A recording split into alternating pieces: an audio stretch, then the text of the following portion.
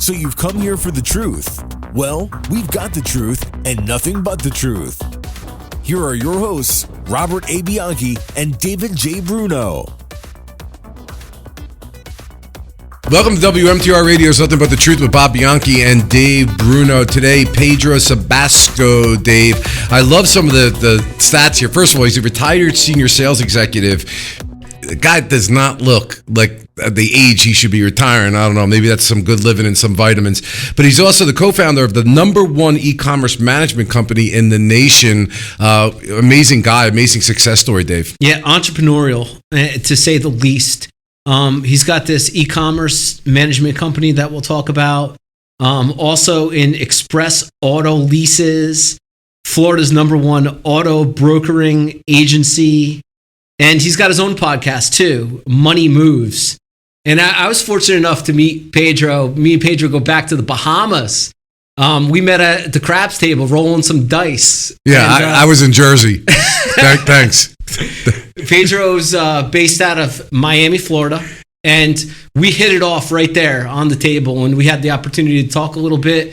And we're like-minded entrepreneurs. And we got marketing things going on and different ventures. So Pedro, it is a pleasure to have you on the show. Thank you. And if you could, please just introduce yourself to the audience and give them a little background on you. It's a pleasure to be here as well. Thank you guys for having me. So my name is Pedro Sebasco, as you just said. I'm actually a co-founder of Next Gen Strategic Investments. We're in, like as you mentioned earlier, we're an Amazon automation management company, as well as a Walmart automation management company. And then I have a few other businesses as well, like an auto brokerage, which is Express Auto Lease, that I partnered up with two other guys to get that going. We have a gym in Pembroke Pines, like a CrossFit style gym. And yeah, just a few other things that I dabble, in as well. So that's basically who I am and what I do. Pedro, let me say that when the term entrepreneur was used maybe about 20, 30 years ago, people kind of laughed at it. It had a very generic thing. What do you do? I'm an entrepreneur. People would laugh, oh, you're an entrepreneur. But it has taken on real meaning right now. I mean, you've retired from your job and are, in fact, what an entrepreneur is today. Tell us about has it changed, or was it always this way and guys like me just didn't get it? No, I think it's definitely changed. I think it's becoming more popular nowadays, where kids are growing up and they're looking at a lot of people. Obviously, social media has definitely, broadened people's perspective on, I guess the corporate world. And if that's something that they want to follow, or if they want to follow their own path and kind of take the risk and setting, and take the risk and set up their own businesses and go from there. So for me, I actually started working, with one of the biggest wholesale horticultural distributors in the U.S. when I was 19. And I mean, I can tell you, man, I started off in the warehouse as a shipping lead. From there, I basically got, promoted to customer service a few years later. From there, I asked to be promoted again to a sales position, where they told me I was too young at the time and I had no prior experience. And, when that occurred, most people would have either gotten really mad at the situation, because at that time I was already there for like about 5 years. And so, I felt like I had paid my dues, but obviously they were like, listen, you're 23, 24, you've never been in sales, like it's not going to happen, but I didn't let that deter me from my path. I said to myself, you know what, I'm going to prove to them that I can actually make something out of nothing. And so for 2 years after that, I just worked my butt off, continued to establish relationships with the clients that we had with us. And when the time came around again where they needed another sales manager, I told them, listen, I think I've proven that, I'm ready for this. And so thankfully from there, they gave me the position that I worked extremely hard for. And, but it's funny, right? Because when I got that position, I started making about 50 grand a year, right? Which is, I guess for a 25-year-old, it's pretty decent. The way that I saw it was, a lot of people go to college and they come out of college and, that's basically what they're making, right? Like the average salary in America, I believe, is like $52,000 a year. So I was happy at first, but then living in Miami is not cheap, right? It's a pretty expensive city. So after making 50 grand for about a year, I said to myself, no, I need more than this. So, I continued to work, look for different opportunities. Basically, by the time I left, I was making about 70 grand. But I also looked up the ladder and I said, man, the only other position that's ahead of me is the operational manager, and he's making $110,000 a year. And he's not retiring anytime soon because he's only about 10 years older than me at the time. So that's when I actually started looking into, not looking into it, but I kind of came across it, which was the auto brokerage, business. And from there, my entrepreneur journey started basically. Wow, fascinating. Yeah, e-commerce. And look, I mean, I love this idea that I could go on Amazon right now and order something and get it tomorrow. I mean, it's completely put the brick and mortar places they've risked everything here because of the ability to get product, right? And you're in this space. So tell me a little bit about these opportunities in e-commerce that you've been able to develop and offer to people. Right. So what you're saying is correct. I guess people nowadays, they pay for convenience. And so, people would much rather order something online and have it in a couple of days than actually go to the store, unless it's something that they urgently need, right? Unless it's something that's absolutely necessary. So obviously, like nowadays, I guess, people are getting more accustomed to convenience. And yeah, like what we do is we basically set up stores on Amazon for our clients, like a true turnkey solution. And the reason why I say that is because when we started this business, we looked at ourselves and we said, how can we be better than the companies that are out here now doing this, right? And one of the ways that we did that was by basically telling the clients, look, we're actually going to be responsible for setting up your store end to end. The only thing you guys would have to do on your end is just set up the business bank account, because obviously we can't go to the bank and set up your business bank account. It's your bank account where Amazon is going to pay you directly. Okay. So we literally set up the LLC, the EIN, the sales tax exemptions. We onboard the store on the platform, because we would hear stories of other, people, signing up with other companies, but they couldn't figure out how to go through the onboarding process and go live on the platform, because it's kind of tricky with the way that they want you to submit documentation. And so we wanted to make it turnkey and just avoid that delay, right, in time, to get people's stores operating as quickly as possible.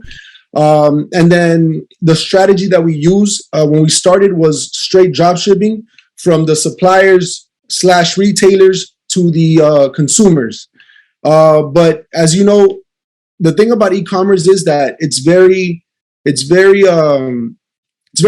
I guess, stress-free for our clients, because they don't have to do everything. We manage everything. They don't have to do anything. But, things do change on the platforms. And when things change, we have to adapt to those changes, right? So we started doing drop shipping. Amazon changed some policies as the years went on. So now what we're doing is called the two-step drop shipping strategy, where now when the products ship from the suppliers, they come to our warehouse. If they come in a branded box, what we do is we repackage the item and send it to the consumers in a plain box, because Amazon doesn't want consumers to receive packages in branded boxing unless it says Amazon on the outside. So that's something we've actually done in the last 10 months to kind of accommodate the business in regards to the policy changes that Amazon has had.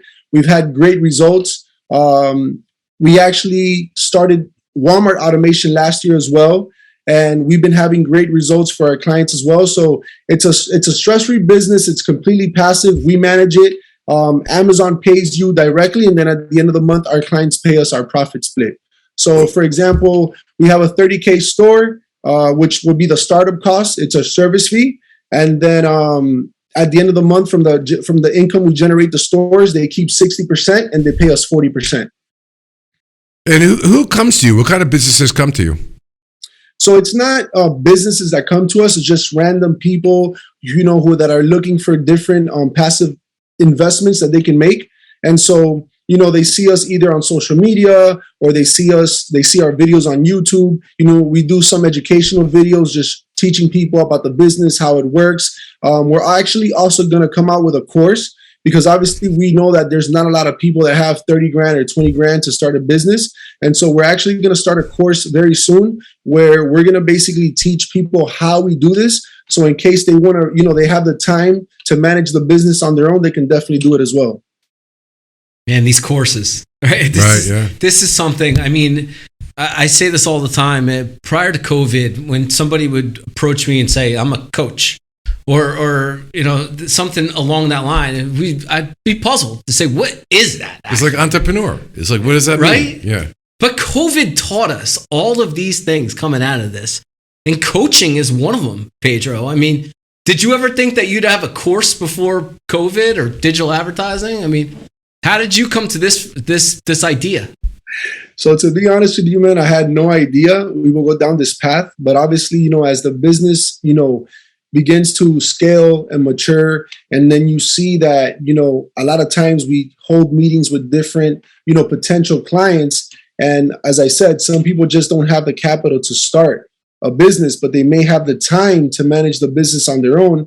And so, we were like, well, usually management companies don't offer courses, but let's be real. There are other people that's their business. They just sell courses. So why wouldn't we also take advantage of that avenue and provide our clients that don't have the money to start with us as a management company to just manage the business on their own? Yeah, you seem very, very motivated and driven, Pedro. And I want to know, I mean, what's your purpose? What's the why? What fuels this motivation for you? So to be completely honest, man, it's just for my family. I came from a family my family's from Cuba. I was actually born in Cuba, but I left when I was 2. Thank God my father took me away, took me out of communism, right? So I saw my dad work a lot of hours growing up, man. He would work 18-hour days, 13 days straight with one day, one off day in between. And so, I've always wanted, it was always a dream of mine to be able to retire my parents. So once I had my businesses going and they were, going well for me and things like that, that's actually what I did. That's like the first thing I did was retire my parents. My dad's 70, my mom is 59. And so that was my main thing that I wanted to do. Besides, obviously, take care of my household, my wife, my kids. I have 2 kids. One's 11, the other one's 6. So it's for my family. And then, I mean, if I give you any other reason, I would be lying to you. Yeah, so that drives you. I mean. Yeah. Well, this is the WMTR Radio. It's Nothing But the Truth. Your host, Bob Bianchi, and Dave Bruno. Will have more Pedro on the other end, so please stay with us. At the Bianchi Law Group, our team of former prosecutors and certified criminal trial attorneys specialize in criminal defense and domestic violence cases. When you need a law firm with courage, compassion, and the commitment to fight for you, call the Bianchi Law Group today. Okay, this is WMTR Radio's Nothing But the Truth with your host, Bob Bianchi, and Dave Bruno. Pedro Sebasco is with us. Pedro, what a touching story, not only in your success, but, taking care of your mom and dad and retiring them, as you put it. That's, I'm sure, greatly appreciated, and what financial success can do. But I'm also interested in the fact that there's a lot behind you that's probably been the reason why you are successful. And I note some things from your bio about spirituality, reading, daily affirmations, health and fitness. How much does that plug into who you are as a person, and how does that translate into your business model? Well, I think that one of the main things that all of us should do, right, to be successful, I think the number one thing is to be accountable for what we do on a day-to-day basis, right? Because a lot of people, they want to be successful, they want to get from point A to point, B, C, D, E, and F, but then they're not doing the things that they should be doing on a daily basis. And most people tend to, blame others for their lack of success. So I think that the first thing that we all need to do in order to be successful is take accountability and say, how can I actually improve and educate myself and be better so that I can actually, attain my goals, right? And then the second thing after that, I would say is, to create good habits, right? Because let's be honest, like motivation comes and goes, but habits are truly what are going to get you where you need to be.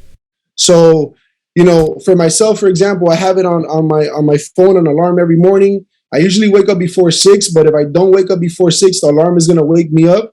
The first thing I do, once I brush my teeth, I come in, I do some prayer / meditating. Right after that, I read about 2 chapters of a book.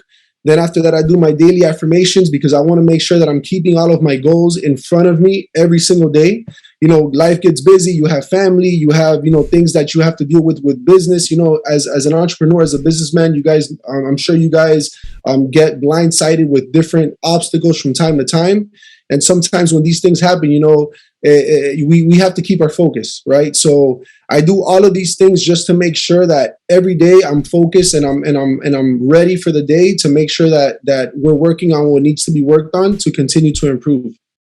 Wow. I just want to, Dave, this is unbelievable. I mean, is it virtually every show that we listen to these successful people talk about the blame versus accountability scenario? Yes. Not blaming for, and maybe there is somebody to blame.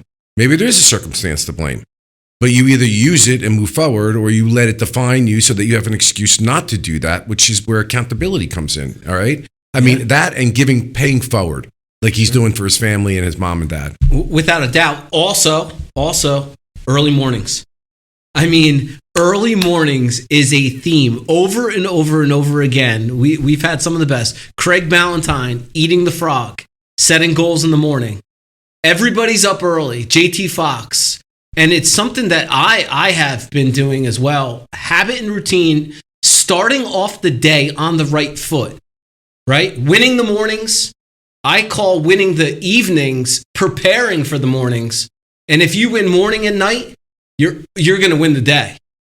Talk about that. I mean, does that come into your mind about winning the day, winning the morning? It's funny you said that because I talk to my friends from time to time, and I tell them that, like, I have friends that they love to wake up at 11 o'clock in the morning, 12 o'clock in the afternoon, right? And I'm like, guys, have you ever realized that most people that are successful are actually early risers? Like, let me tell you, my daughter wakes up super early like I do. My son, though, tends to like to sleep in like his mom, right? And but however, he's very smart. So I was telling my wife the other day, I'm like, listen, I'm a little concerned with Giandro because he tends to like to wake up late, and that's not a good sign from what I've seen from the people that I know that are successful, right? But obviously that's something that I'm going to work on with him to make sure that he doesn't go down that path. But yeah, you're absolutely right. As I said, I think that, the earlier you get the day started and the earlier, you put those goals in front of you and you know exactly what you're going after, it's that much easier to be consistent. As I said, motivation comes and goes, but habits are what are going to get you where you need to be. I know a lot of people, have a tough road. Listen, like I said, my upbringing, I didn't have everything that I wanted to have growing up by any means. But I didn't allow that to drag me down and say, well, this is where I'm at. This is where I'm just going to stay. I guess, I hate when people say the rich get richer and the poor get poorer. I hate when people say that because I don't think, to a certain extent, if you want to go political and things like that, there are certain things, that can be debatable. But I truly think that anyone can get out of, any situation that they're in. But again, it's going to take accountability, Yeah. Yeah, you talked about country before. I mean, the difference between Cuba, a communist country, and, we have a lot of problems in this country politically with, and we don't, this is, God knows, not a political show, but with divisiveness in politics. And yet, despite all of that, and we talk about the justice system, and they're like, well, the justice, just listen to people saying it's not fair and whatever.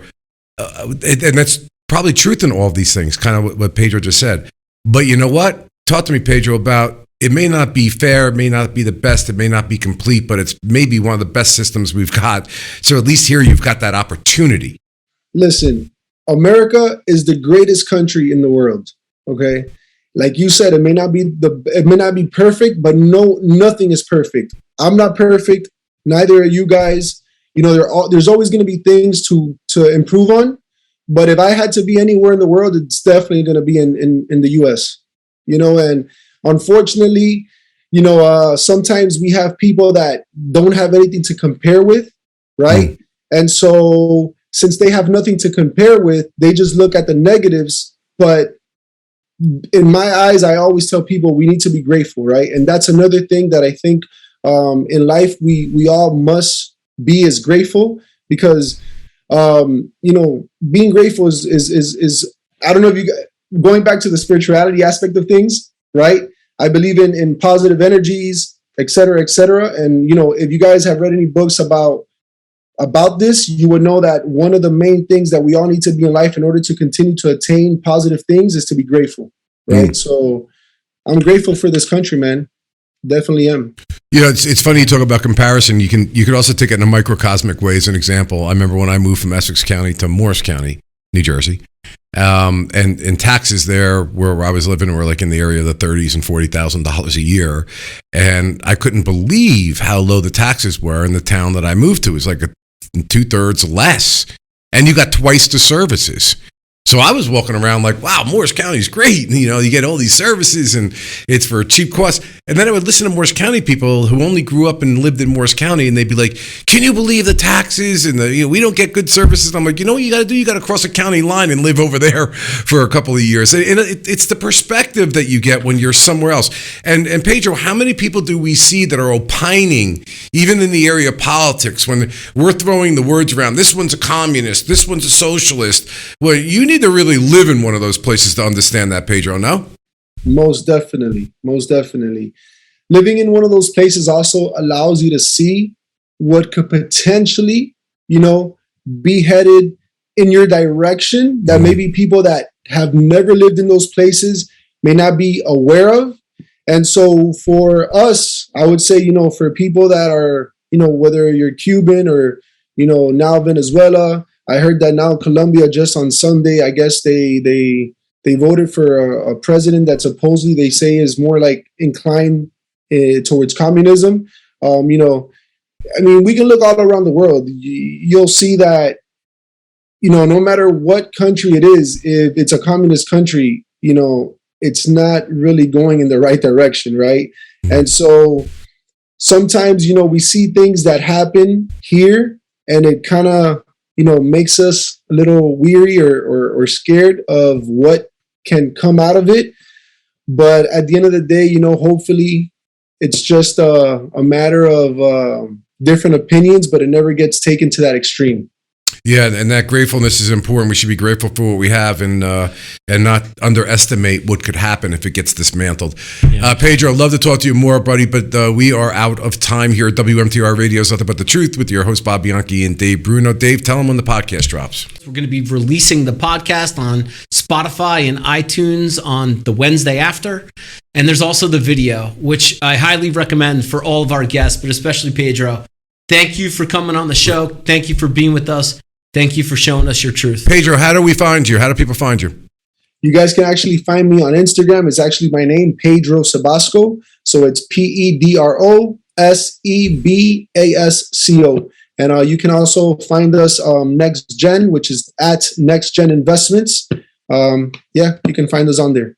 And the Instagram profile is phenomenal, Pedro. Motivating, inspirational. I love all your content as well. So not only thank you for being on the show, I'll be seeing you online as well. I won't be seeing either one of you at the dice table. That's all I got. You guys are flying down to the Bahamas. Maybe I'll meet you there. All right, let's go. Thanks, all right, guys. Blessings. Thank you, guys. The Bianchi Law Group, a team of former prosecutors and certified criminal trial attorneys. But here's the thing. He put himself in a box when he said... Relied on by CNN, Fox News, MSNBC, Law and Crime, and news leaders across the country for our criminal defense expertise. In a search warrant, you have to have probable cause that a crime's been committed and there's evidence in a particular place. When you need a law firm with courage, compassion, and the commitment to fight for you, call the Bianchi Law Group today.